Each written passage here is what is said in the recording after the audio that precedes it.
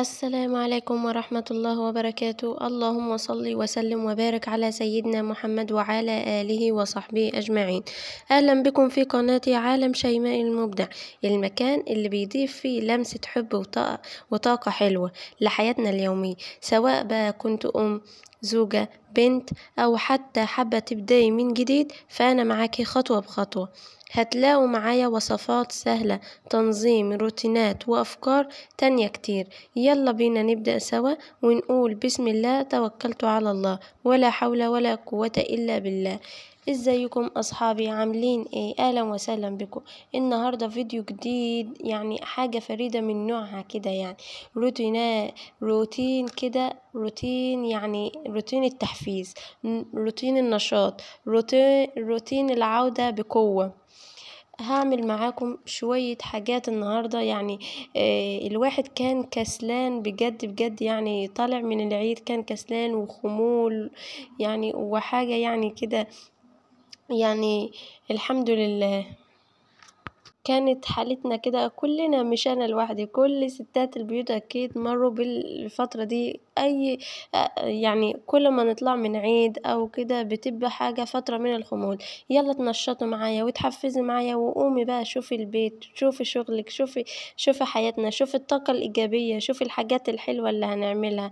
يلا بينا نبدأ يومنا من جديد ونبدأ سوا مع بعض. في البداية كده أنا صحيت من النوم كده، من بداية اليوم كده بدأت دخلت على الحمام كده، غسلت اسناني واتوضيت وصليت. بس قبل يعني قبل ما اطلع كان عندي شوية الهدوم دول، قلت اما اغسلهم. يعني ابن الصغير يعني ساعات بيعمل بيبي على نفسه وكده، فانا بحب ان انا اشطف الهدوم قبل ما احطها في الغسالة او اقعد ارغرغه. تمام. وهنا الشراب بتاعي، كنا في مشوار بقى وفسحة العيد، فقلت ملوش لازمة ان انا احط معاه، فبدأت ان انا ارغرغه يعني بالصابونة كده واغسله. خلاص خلصت ونضفت الحوض ونضفت الحمام خلصت كل حاجة. طلعت بقى وقلت اما اصلي بقى. الصبح كنا حوالي الساعة 7 كده، وكنا ما شاء الله بدأ يومي من جديد. صليت كده وقرأت الورد بتاعي ودخلت بقى على الجديد بقى والروتين الجميل العميق ده. كان عندي بقى الهدوم، يعني هدوم بعد العيد بقى، وانشر والم واسيبهم ما طبقهمش. فقلت لا، ما بدهاش بقى. يلا بينا يا بنتي يا شوشو، قومي اتنشطي وتشجعي واعملي روتين قوي لحبايبك واصحابك وكل اللي مستنيينك. تمام. قمت بقى وظبطت الدنيا وقعدت بقى اطبق واحده واحده واعمل كل حاجه واحده واحده كده. هنا اللوحه دي انا بقى علقها، بس هي كانت يعني اتطربت وكده، فانا كنت خدتها غسلتها. هي مكتوب عليها لا اله الا الله محمد رسول الله، جميلة جدا وانا بحبها، كانت جايه لي هدية اصلا، فانا بحبها عشان كده. تمام. بدأت بقى ان انا اظبط كل حاجة واطبق الهدوم، وانا هنا بحب اطبق الهدوم على الوش، يعني لو في حاجة على المقلوب بطبقها على الوش. قولولي في التعليقات لو في حد زي كده، او دي فكرة حلوة، او يعني ايه الصح. يعني برضو انا عارفة ان انتوا كلكم حبايبي واصحابي وتعرفوا يعني اكتر مني برضو، ودينا احنا بنشجع بعض ونقول الافكار برضو لبعض. تمام. انا بقيت بقى اطبق، ويعني كنت مشغله برضو فريح مني سورة البقرة وبطبق يعني الهدوم وبظبط الدنيا وكل حاجة فريح مني برضو. والاولاد كانوا فرحانين جدا، والبلالين اللي فاضلة من العيد وحاجات جميلة. يعني كل سنة وانتوا طيبين، وينعاد علينا وعليكم الأيام دي بخير. وقولولي بقى عملتوا ايه في وقفة عرفة؟ ايه رأيكم في وقفة عرفة؟ كان يوم جميل جدا بجد. يعني اليوم ده يا بنات احنا كلنا بنستناه من السنة للسنة، فرحة جميلة، فرحة حلوة، حاجة جميلة جدا. قولولي والله انا دعيت يعني بجد لكل احبابي وكل اصحابي، ودعيت كتير، يعني كانت حاجة جميلة جدا. قولولي انتوا كمان تحت في التعليقات دعيتوا لمين.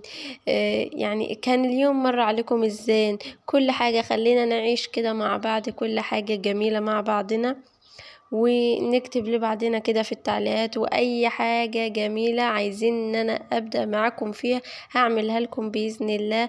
وفي فيديوهات قوية جدا جدا جدا من تنظيم وأفكار وتعليم وكل حاجة جميلة إن شاء الله هتنزل لكم على القناة. وأنا عايزاكم بس ما تنسوش الاشتراك يا حبايبي وتفعلوا زر الجرس علشان خاطر الفيديو يوصل لكل حبايبنا وكل أصحابنا يا بنات. تمام. انا هنا بقى كنت بطبق، وكنت زي ما بقول لكم كده كنت كل ما الاقي حاجه يعني مقلوبه اعدلها علشان خاطر ايه.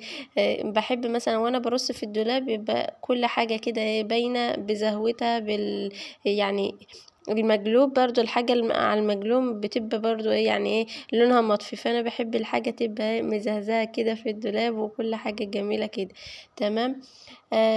هنا بقى انا كنت بوريكم انا عملت ايه. هنا دي مثلا لبسة الاولاد انا هوديه مثلا في اوضة الاطفال واظبطه واعمل الدنيا بحال. انا عايزاكم تشتركوا يا بنات بالله عليكم. انا يعني حفزوني علشان في افكار جميلة جدا يعني والله كمية فيديوهات مستنياكم، بس حفزوني وادوني التحفيز علشان خاطر يوصل لنا كل جديد ويوصل لكم كل جديد. ويعني كل ما بلاقي مثلا واحد مشترك في القناة الاقي مشاهدة جاية يعني على القناة. انا لسه القناة لسه صغيرة وكده، فانا لما بلاقي مثلا يعني حد مشترك بفرح جدا جدا جدا. وبعد ما كنت مثلا ببقى كسلانة ان انا انزل فيديو لا اقول لا انا هقوم اتنشط علشان خاطر حبايبي اللي بيشتركوا وحبايبي اللي بيسمعوني يعني معزتهم غالية عندي برضو. تمام يا بنات. فاحنا كده مع بعض. انا يعني بجد كان يوم يعني كنت كسلانة فيه وكان كله خمول، بس انا بقى لما قمت واتوضيت وصليت وبدأت ان انا اقرأ الورد بتاعي. اهم حاجة يا بنات الورد القرآني، يعني ده بيديكي طاقة وحيوية ونشاط والبعد كده عن الكسل والخمول وكل حاجة. يعني حاجة جميلة جدا ما شاء الله ما شاء الله والله. الحمد لله الحمد لله فضل ونعمة يا رب من عندك يا الله. وكده انا كنت خلصت بقى تطبيق الهدوم بحالها، وقلت بقى ايه ان انا احط كل الاطفال لوحدها وكده، فاروح بقى ان انا احطهم في الدولاب بتاع الاطفال. بعد ما طبقت بقى وخلصت يعني الدنيا ما وقفتش بقى لحد كده، لا ده هي هدوم بتتصبن وهدوم بتتلم وهدوم بتطبق وحاجة يعني الله المستعان. بدأت ان انا الم الهدوم الوحشة اللي احطها مثلا لها رغرغ اللي احطها في الغسالة. بقيت انا انظم ده لوحده ده لوحده، ويعني كل حاجة لوحدها كده علشان اشوف ايه اللي عايز يترغرغ وايه اللي هيتحط على طول في الغسالة. تمام. وانا يا بنات بحب يعني ارغرغ هدوم الاطفال علشان بيبقى فيها بوع، لازم ان انا ارغرغها علشان يبقوا يعطوا زازا كده وحاجات جميلة. دخلت بقى على اوضة الاطفال، اوضة حبايبي الملايكة الصغيرين. شوفوا يعني انا دي اوضه كانت بص يا دوب هما صحوا من النوم، يعني المفروض يعني تبقى لسه نظيفه، يعني مرتبينها امبارح والمفروض تبقى لسه نظيفه، بس هما ملايكه وابرار الله المستعان ربنا يهديهم يا رب. حبايبي اللهم اهديهم يا رب وبارك لنا فيهم وبارك في كل أولاد المسلمين جميعا واهديهم يا رب اللهم آمين. أنا هنا بدأت إن أنا أطبق يعني وأساوي كل سرير، وطبعا الفرشة احنا مغيرينها على العيد فكانت الفرشة نظيفة يعني. فبدأت إن أنا أساوي كده حاجة بحاجة وأظبط الدنيا كده يعني بدأت إن أنا أخش على كل حاجة واحدة واحدة. تمام. سيبنا بقى من الخمول وسيبنا من الكسل، وبدأت بقى ان انا اظبط كل حاجة في ثواني كده. وطبعا كل حاجة كانت نظيفة وجميلة، يعني طالعين من العيد وكده والفرشة كانت جميلة وكده. بدأت هنا ان انا مثلا ارص هدوم الاولاد كل واحد بقى في الدولاب بتاعه. وبدأت مثلا ان انا اساوي بقى السراير واساوي بقى كل حاجة. شوفوا طبعا بقى نضفت الدنيا خالص اهوت وظبطت الدنيا ورصيت الهدوم ورتبت كل حاجة وما خليتش يعني اي حاجة على السرير وحشة وظبطت الدنيا. تعالوا بقى معايا شوفوا الكارثة الشنيعة دي. طبعا احنا لسه قايمين من النوم ولسه مقوماهم من النوم يعني. ينفع كده؟ بالله عليكم ينفع كده؟ انا كنت مرتبة الدنيا ومظبطاها ونايمين وكنا مظبطين بالله عليكم ينفع كده؟ ده يرضي مين ده؟ اتلفت تعب اما اطلع بس بره واخش تاني اتلفت الاقي الالعاب وجع والمكعبات وبدات بقى وهما يدوق بصوا يعني ايه بيكبوا الالعاب ويمشوا ويسيبوهم، لا ما يلعبوش وما يشوفون انا فين ويمشوا ورايا كده، مش يعبوا الالعاب مكان. حاولت كذا مرة ان انا افهمهم ان هم يلموا الالعاب، يعني محمد ما شاء الله يعني بدأ ان هو يستوعب ان هو يلم الالعاب مكان ما بيلعب. اما عمر لسه صغير تمام. فاحنا ايه واحدة واحدة كده عليهم وان شاء الله هنظبط الدنيا كده. وانا لمت لهم الالعاب وظبطت لهم الدنيا طبعا انا حاطه مثلا الالعاب مثلا في العاب كبيره مثلا حطها في السبتة دي او في القفص ده، وفي العاب مثلا كور يعني حاجات صغيرة برضو بحطلها لهم في الكراتين دي، والمكعبات وكل حاجة برصها لهم في أكياس، كل حاجة في أكياس علشان ما تتنطورش منهم وكل حاجة تضيع يعني. تمام. بحب أنا أحافظ لهم على الألعاب بتاعتهم كده، لأن بص كل حاجة دي فيها ذكرى وكل حاجة لها ذكريات. هما لما يكبروا ويشوفوا الحاجة الله طيب ودي فين ودي معرفش ايه، احنا نفسنا يا كبار بنعمل كده، احنا نفسنا لما بنفتكر مثلا لعبة كانت عندنا الله يعني يا ريتها ما كانت باظت، يا ريتها ما كانت اتكسرت. يعني في حاجة برضو مثلا في القلب كده يعني ايه بتشدنا ناحية مثلا ألعابنا القديمة، ألعابنا اللي هي في الطفولة، كل حاجة من دي. يلا الحمد لله يا رب العالمين نعوضه بقى في أولادنا ونفرحوهم ونبسطوهم. تمام. أنا هنا بقى خلصت كل حاجة ولميت برضو الهدوم الوحشة وأنا طالعة من أوضة الأطفال كده وظبطت الدنيا. تعالوا بقى نخش بقى على الريسبشن او الصالة. شوفوا هو طبعا ما فيش اي حاجة مكانها، المخدات واقعة ودي الشوزات مكان ما كنا جايين من فسحة العيد. تمام. ودي البلالين، طبعا البلالين بقت حاجة صغننة كده، بقت يعني فست كده واحدة واحدة كده لحد ما بقوا صغيرين، هم فرحانين بهم اصلا وهم صغيرين كده. فانا نظفت الدنيا اصلا اهوت وبس، يعني ايه قلت حاجة كده على السريع علشان يعني ايه ننجز، لان انا كل ما اعمل حاجة الاقيهم يبعزقوها تاني. فانا ظبطت الدنيا وسبت لهم البلالين على الارض كده فرحة العيد. وتعالوا معانا نخش بقى على الكارثة الكبرى اللي هي بجد بجد كارثة كبرى برضو، المطبخ. اظن يعني ده كان عندي مثلا كنت عاملة اكل لجوزي في الشغل وكنت مطلعه المعالق دي انا كنت يعني مخصصاها لانفار لأكل يعني مثلا زي وليمة كده. والبوتاجاز طبعا كان موسخ برضو. دي الدهنة يا بنات أنا كنت حطيتها في الحلة وحطيت عليها حبة الملح وسبتها هي بقى عملت الدهنة دي. بس أنا فضيتها طبعا في البرطمان ده، مسحته حلو خالص وفضيته فيها فتفضل معايا الحبة دول. فأنا كنت قعدت أشوف لهم برطمان أزاز تاني علشان أحطه فيها، بس ما لقيتش يعني، فقلت عبا ما اوفر لهم خليهم في الحله لحد ما اجيب لهم برطمان. تمام. هنا طبعا الحته الحفره دي مش عارفه هي جات ازاي بصراحه، انا غطيت يعني البرطمان كده وظبطته هو نشف بقى مع نفسه. تمام. هنا بقى انا هظبط الدنيا بقى وهغسل البوتاجاز وهعين برضو الدينة دي طبعا بتبقى جميلة جدا في الطبخ وكده. ودي الهدوم طبعا هرغرخها وهظبط يعني الموال بحاله كده وهنعمل وهظبط المطبخ. وطبعا انا عايزة اعمل ستارة طبعا اللي تحت الحوض دي هنعملها مع بعض واظبط الدنيا برضو بإذن الله. وتعالوا بقى بينا نشوف. طبعا انا بدأت ان انا اعين برضو المعالق دي بشيلها برضو للوليمة لعزومات جوزي. انا كنت عاملاها يعني ايه لعزومة جوزي كنا بقى دابحين واللحمة وكده، فعملت لجوزي معمر واخده بقى مع زميله في الشغل وكده. فطبعا البريمة دي احنا بنعمل المعمر يا بنات باللحمة، بنعمل المعمر باللحمة في البريمة الفخار دي. تمام. هنا معلش بقى كان سلك الغسالة جا كده على الكاميرا، بس يلا معلش. يعني استحملوني الحتة دي. تمام. انا طبعا كان عندي اللبن ده انا كنت عايزه اغليه، بس هو كان في التلاجة، فانا بطلعه كده لقيت ما شاء الله عليه قشطه جميله جدا، وانا بحب القشطه دي بصراحه.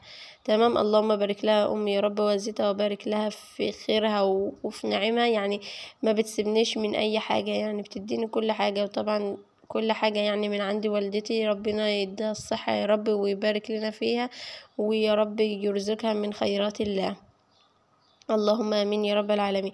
انا بدأت كده من القشطة كده من على البرطمان اللبن، وهاخد اللبن ده بقى ايه اغليه.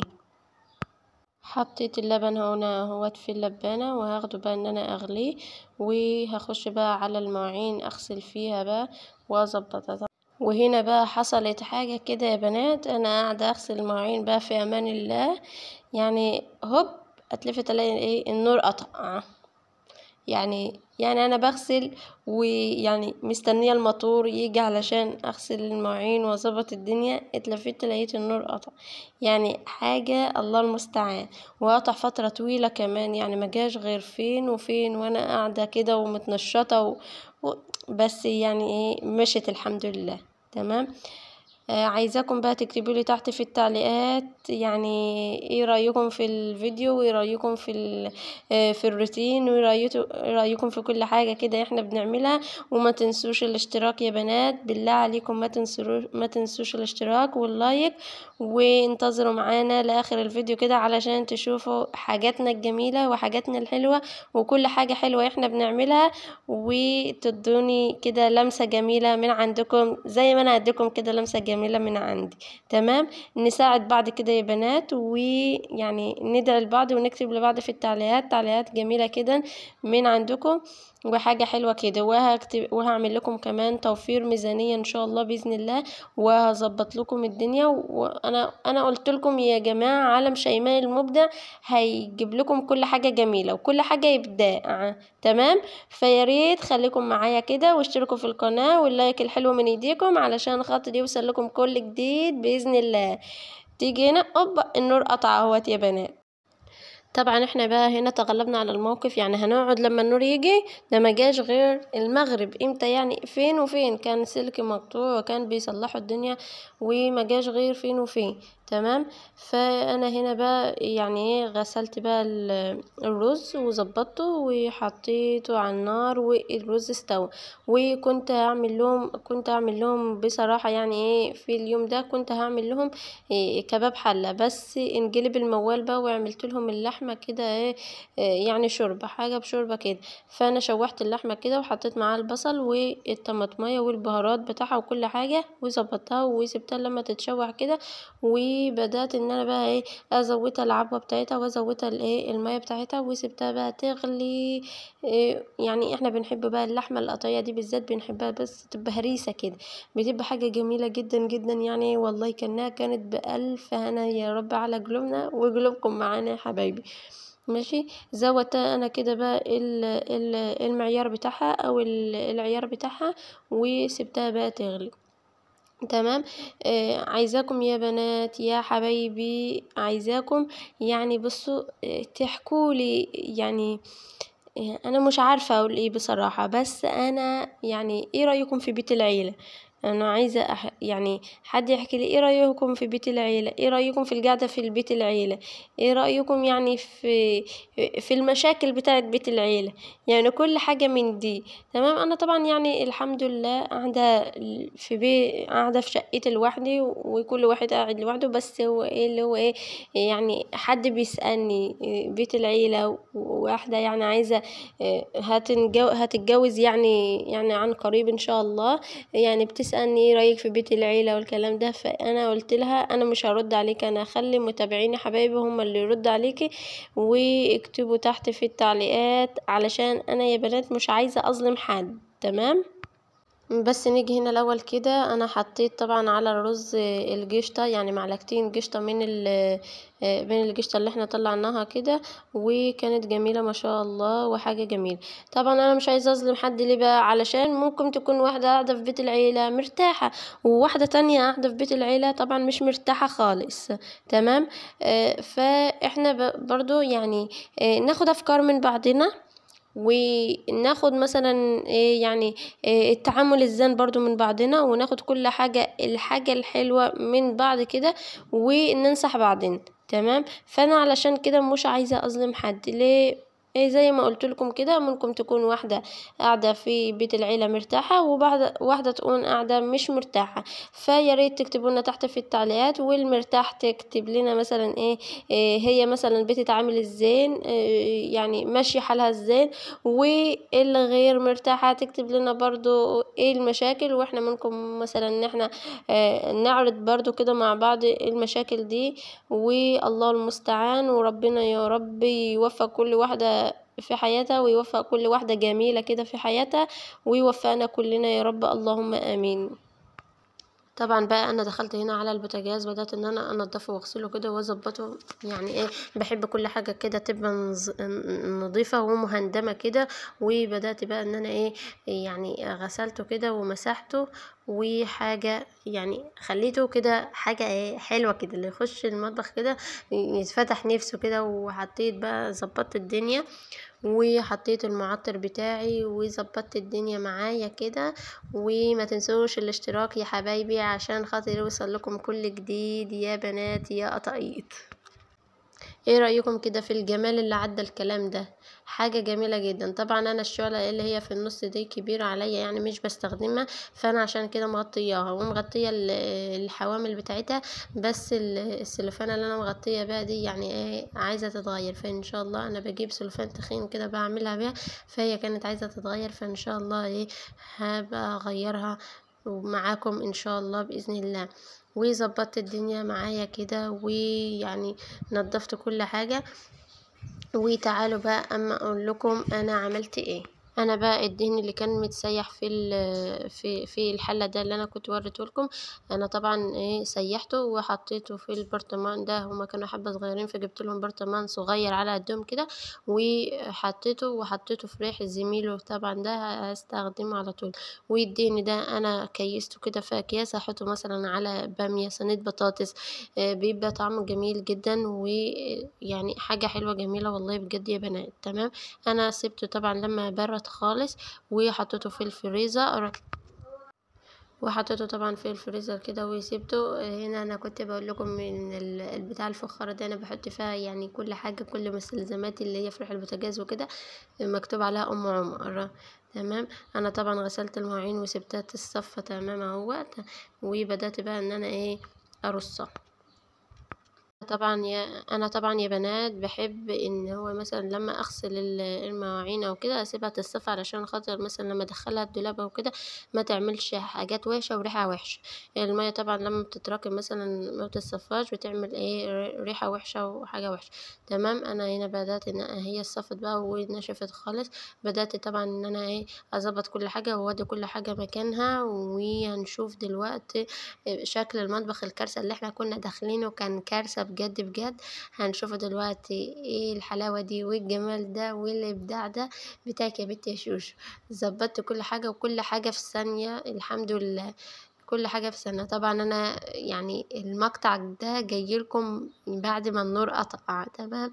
فاللي هو انا صورت لكم لما النور جه. تمام. يعني علشان نلاقي النور وكده. وخدت بقى الهدوم، بدأت ان انا ادخل بقى الهدوم في الغسالة، احط دور في الغسالة. طبعا اللي كان عايز يترغرغ طبعا انا رغرغته وحطيته في الغسالة علشان كل حاجة تبقى نظيفة. انا بحب ارغرغ الهدوم علشان تطلع من الغسالة نظيف.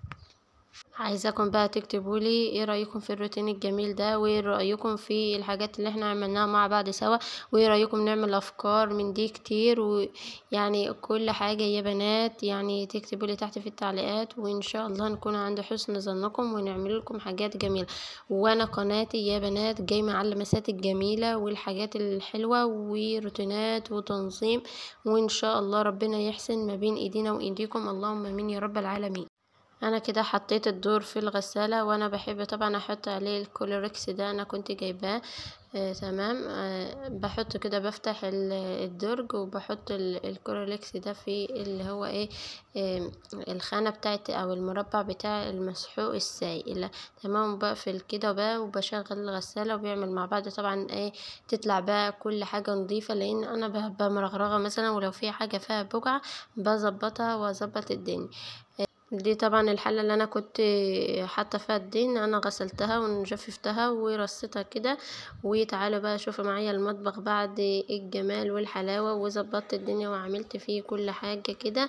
وان شاء الله ما تنسونيش من اللايك والاشتراك يا بنات، والسلام عليكم ورحمة الله وبركاته.